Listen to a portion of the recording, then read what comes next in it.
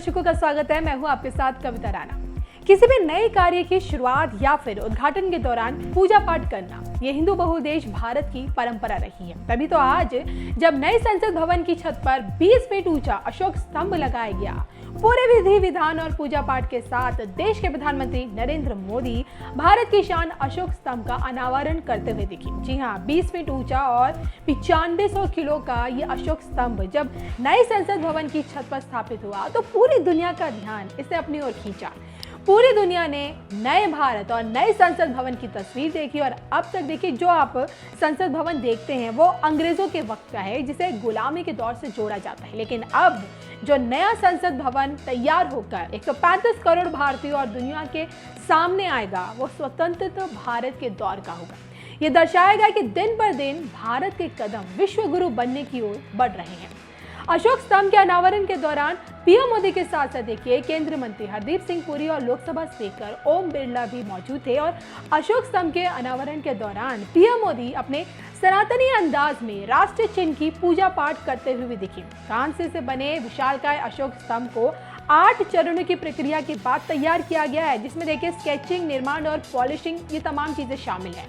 और इस खास मौके पर नई संसद भवन को तैयार करने में लगे कामगारों से भी पीएम मोदी ने खास बातचीत की। देखिए, आप लोगों को क्या लगता है, इमारत बना रहे हैं कि इतिहास बना रहे हैं? सबको मालूम है लोकतंत्र का मंदिर बना रहे हैं। आपको पता है सबको? सर, तो काम करने के लिए उसमें क्या फर्क? मकान बनाते हैं और ये बनाते हैं, तो काम करते समय क्या फर्क होता है? हमें घर वालों को पता था, पूछते होंगे क्या कर रहे हो, कैसा बन रहा है, तो लोग कहते हो यार फोटो तो ले आओ, दिखाओ हमको। है ऐसा करते हैं?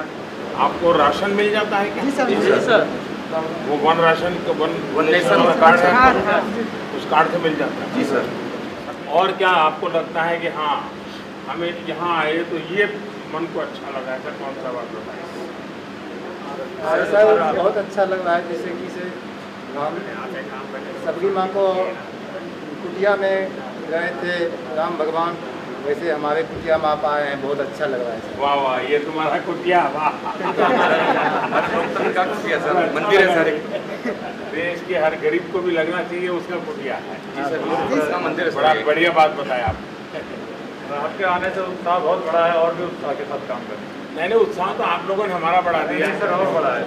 आप लोगों ने समय पे काम किया है सर, हमें गर्व है इस प्रोजेक्ट पे काम करना सर। तो आप में तो किसी को कोरोना वोरोना की दिक्कत नहीं है? सब नियमों का पालन किया। अच्छा, वैक्सीनेशन हो गया सब?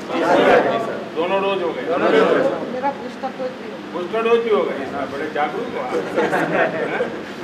चलिए, मेरी आपको, आपके परिवार वालों को बहुत शुभकामनाएं हैं, क्योंकि आप एक प्रकार से सिर्फ ईंट माटी पत्थर का काम नहीं कर रहे, आप देश के गौरव को एक बहुत बड़ी भेंट सौगात देने वाले हैं। जी सर, मैंने आपको गर्व होना चाहिए। जी सर। चलिए, बहुत शुभकामनाएं, आपकी मेहनत रंग लाएगी। तो 920 करोड़ रुपए की लागत से बन रहा देश का ये नया संसद भवन इसी साल यानी कि देखिए शीतकालीन सत्र तक लगभग तैयार हो जाएगा। मोदी सरकार की तरफ से भी इसी साल नए संसद भवन में शीतकालीन सत्र आयोजित किए जाने की पूरी उम्मीद जताई जा रही है। आखिरकार किन मायनों में खास होगा देश का यह नया संसद भवन, आइए इस पर भी एक नजर डाल लेते हैं। नया भवन टाटा प्रोजेक्ट लिमिटेड बना रहा है, जो 2022 के यानी कि इसी साल आखिर तक पूरा होगा। संसद की नई इमारत भूकंप रोधी क्षमता वाली होगी। नए भवन के निर्माण के दौरान वायु एवं ध्वनि प्रदूषण को नियंत्रण करने के लिए पर्याप्त उपाय किए गए हैं। ये इमारत 3 मंजिला होगी और भवन की डिजाइन त्रिकोणीय होगी। नए संसद भवन में 1224 सांसद एक साथ बैठ सकेंगे। लोकसभा कक्ष में 878 और राज्यसभा कक्ष में 384 सदस्यों के लिए सीटें आवंटित होंगी।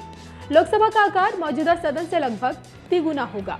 नई बिल्डिंग की डिजाइन में लोकसभा, राज्यसभा और एक खुला आंगन होगा। दोनों ही सदन सुविधाओं और डिजाइनिंग के लिहाज से स्टेट ऑफ आर्ट होंगे।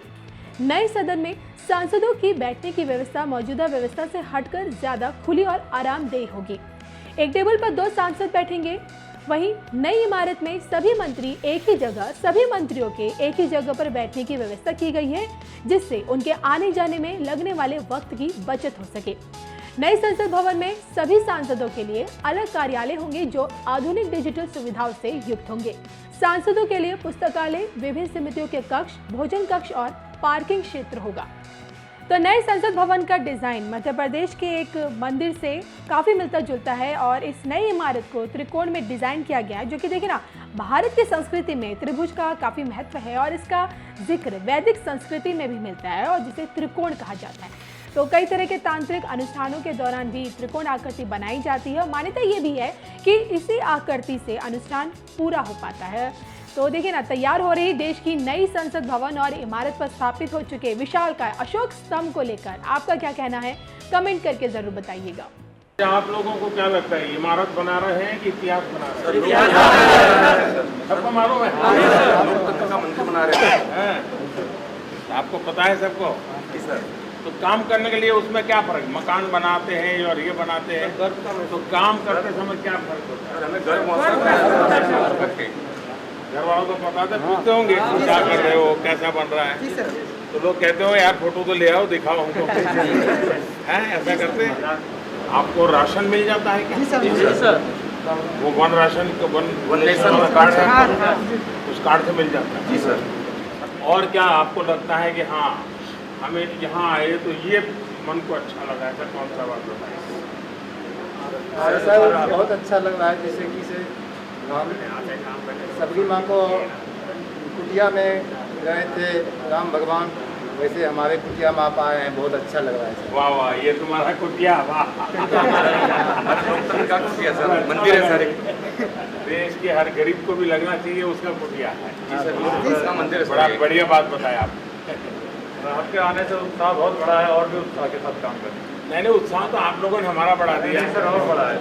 आप लोगों ने समय पे काम किया है सर, हमें गर्व है इस प्रोजेक्ट पे काम करना सर। तो आप में तो किसी को कोरोना वोरोना की दिक्कत नहीं है? सब नियमों का पालन किया। अच्छा, वैक्सीनेशन हो गया सब? दोनों डोज हो गए? मेरा बूस्टर डोज भी हो गए।